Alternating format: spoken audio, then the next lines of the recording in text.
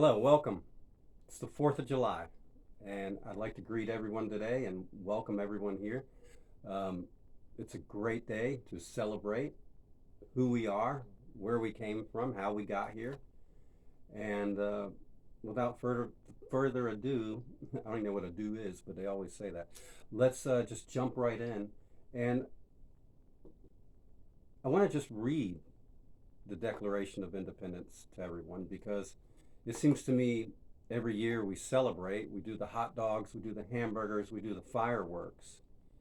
And what a lot of people don't understand is the Declaration um, started as just little 13 colonies. I mean, I live in Florida. Florida wasn't even a part of that. They did not participate in that, as did a lot of other colonies. So it's not like every single colony did this. There was only the 13 that started out. And if anyone knows anything about law, they know why they have 13.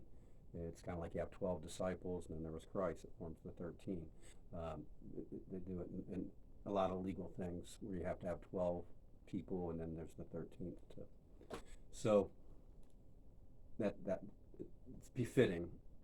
But now the entire nation, as well as other nations, because there's so many expatriates that are living across the globe, that the entire planet celebrates 4th of July, kind of like Cinco de Mayo. Not everybody's Mexican, but everybody likes to celebrate Cinco de Mayo. And again, they go out for the tacos and the cerveza and the tequila, and we always overlook the importance of why we are celebrating the day. All right. In Congress, July 4th, 1776, the Unanimous Declaration of the 13 United States of America. When in the course of human events it becomes necessary for one people to dissolve the political bands which have connected them with another, and to assume among the powers of the earth the separate and equal station to which the laws of nature and of nature's God entitle them, a decent respect to the opinions of mankind requires that they should declare the causes which impel them to the separation. We hold these truths to be self-evident, and all men are created equal, that they are endowed by their Creator with certain unalienable rights, that among these are life, liberty, and the pursuit of happiness, that to secure these rights, governments are instituted among men, deriving their just powers from the consent of the governed, that whenever any form of government becomes destructive of these ends, it is the right of the people to alter or to abolish it, and to institute new government, laying its foundation on such principles and organizing its powers in such form as to them shall seem most likely to affect their safety and happiness. Prudence, indeed, will dictate that governments long established should not be changed for light and transient causes, and accordingly, all experience hath shown that mankind are more disposed to suffer while evils are sufferable than to right themselves by abolishing the forms to which they are accustomed. But when a long train of abuses and usurpations, pursuing invariably the same object, evinces a design to reduce them under absolute despotism, it is their right, it is their duty to throw off such government and to provide new guards for their future security. Such has been the patient sufferance of these colonies, and such is now the necessity which restrains them to alter their former systems of government. The history of the present King of Great Britain is a history of repeated injuries and usurpations, all having indirect object the establishment of an absolute tyranny over these United States. To prove this, let facts be submitted to a candid world. He has refused his assent to laws, the most wholesome and necessary for the public good. He has forbidden his governors to pass laws of immediate and pressing importance, unless suspended in their operation till his assent should be obtained. And when so suspended, he has utterly neglected to attend to them. He has refused to pass other laws for the accommodation of large districts of people, unless those people would relinquish the right of representation in the legislature, a right inestimable to them and formidable to tyrants only. He has called together legislative bodies at places unusual, uncomfortable, and distant from the depository of their public records, for the sole purpose of fatiguing them into compliance with his measures. He has dissolved representative houses repeatedly for opposing with manly firmness of his invasions on the rights of the people.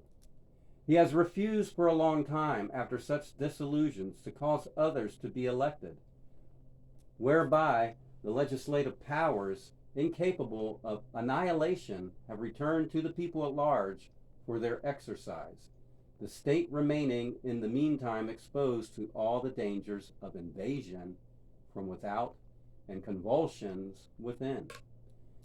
He has endeavored to prevent the population of these states for that purpose, obstructing the laws for naturalization of foreigners, refusing to pass others to encourage their migrations hither, and raising the conditions of new appropriations of lands. He has obstructed the administration of justice by refusing his assent to laws for establishing judiciary powers. He has made judges dependent on his will alone for the tenure of their offices and the amount and payment of their salaries. He has erected a multitude of new offices and sent hither swarms of officers to harass our people and eat out of our substance. He has kept among us in times of peace standing armies without the consent of legislature. He has affected to render the military independent of and superior to the civil power. He has combined with others to subject us to a jurisdiction foreign to our Constitution and unacknowledged by our laws, giving his assent to the acts of pretended legislation, for quartering large bodies of armed troops among us, for protecting them by a mock trial from punishment for any murders which they should commit on the inhabitants of these states, for cutting out our trade with all parts of the world, for imposing taxes on us without consent, for depriving us in many cases of the benefit of a trial by jury, for transporting us beyond seas to be tried for pretended offenses, for abolishing the free system of English laws in a neighboring province, establishing therein an arbitrary government and enlarging its boundaries so as to render it at once an example and fit instrument for introducing the same absolute rule into these colonies, for taking away our charters, abolishing our most valuable laws, and altering fundamentally the forms of our governments, for suspending our own legislatures and declaring themselves invested with powers to legislate for use in all cases whatsoever. He has abdicated government here by declaring us out of his protection and waging war against us. He has plundered our seas, ravaged our coast, burnt our towns, and destroyed the lives of our destroyed the lives of our people. He is at this time transporting large armies of foreign mercenaries to complete the works of death, desolation, and tyranny, already begun with circumstances of cruelty and perfidy scarcely paralleled in the most barbarous ages and totally unworthy the head of a civilized nation. He has constrained our fellow citizens taken captive on the high seas to bear arms against their country, to become the executioners of their friends and brethren, or to fall themselves by their hands. He has excited domestic insurrections among us and has endeavored to bring on the inhabitants of our frontiers the merciless Indian savages, whose known rule of warfare is an undistinguished destruction of all ages, sexes, and conditions. In every stage of these oppressions, we have petitioned for redress in the most humble terms. Our repeated petitions have been answered only by repeated injury. A prince whose character is thus marked by every act which may define a tyrant is unfit to be the ruler of a free people. Nor have we been wanting in attentions to our British brethren. We have warned them from time to time of attempts by their legislature to extend an unwarrantable jurisdiction over us. We have reminded them of the circumstances of our immigration and our settlement here.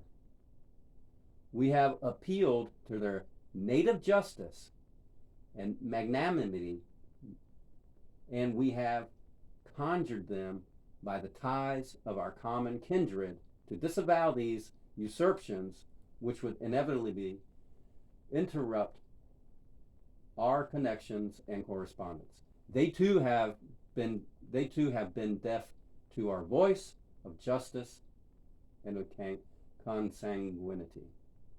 We must therefore acquiesce in the necessity which denounces our separation, and hold them, as we hold the rest of mankind, enemies in war, in peace, friends.